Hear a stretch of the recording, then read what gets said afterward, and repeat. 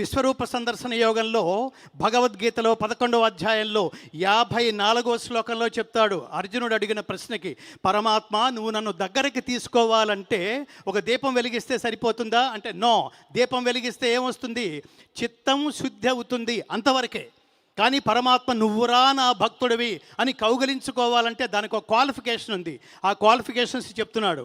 భక్త్యాతు అనన్యయా శక్య అహమేవం విధోర్జున జ్ఞాతుం ద్రష్టుం చ తత్వేన ప్రవేష్టుం చ పరం తపా.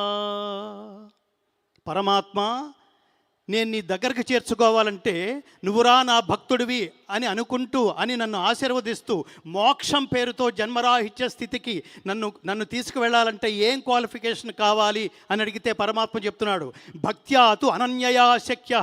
అన్డైవర్టెడ్ కాన్సన్ట్రేషన్ పేరే తపస్సు మిత్రులారా.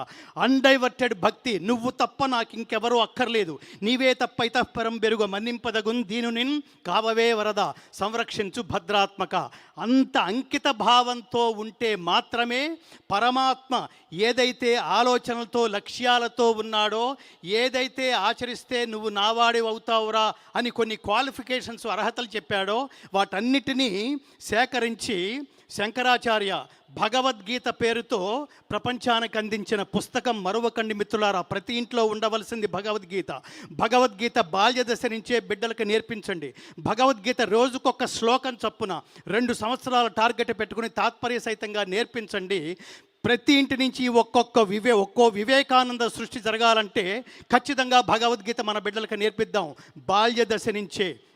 ఇంత త్రికటి శుద్ధిగా చేయటం వల్లే ఈ భక్తి టీవీ యాజమాన్యం ముఖ్యంగా మీ అందరి కరతాళ ధ్వనుల నేపథ్యంలో ఒక ఆధ్యాత్మిక వైభవాన్ని, ఒక ఆధ్యాత్మిక సంపత్తిని, ఇదిరా భక్తి అంటే. భక్తి అంటే అర్థం ఏమిటంటే దేవాలయంలో దేవుడున్నాడు అనుకుంటే భక్తి, అంతే మిత్రులారా.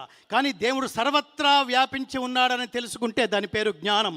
భక్తి అనే మార్గం నుంచి జ్ఞానం వైపుకి నడిపించడానికి ఈ మహాత్ములు చేస్తున్న విశేషమైన కృషి ఇవాళ ఇంతింతై వటుడింతై అన్నట్టుగా శ్రీమాన్ నరేంద్ర చౌదరి గారికి, ఆయన సతీమణి శ్రీమతి రమాదేవి గారికి, అలాగే ఆమె కుమార్తె కూడా వారసత్వ సంపదగా శ్రీమతి రచన గారికి, ముగ్గురికి శతాయుష్మాన్ భవ అని ఆశీర్వదిస్తూ ఒకసారి మీ కరతాళ ధ్వనుల రూపంలో వారిని ఆశీర్వదించవలసిందిగా కోరుతూ, శివకేశవులకు అభేదమని గుర్తించండి, శివుడు కేశవుడు ఇద్దరూ ఒక్కడే.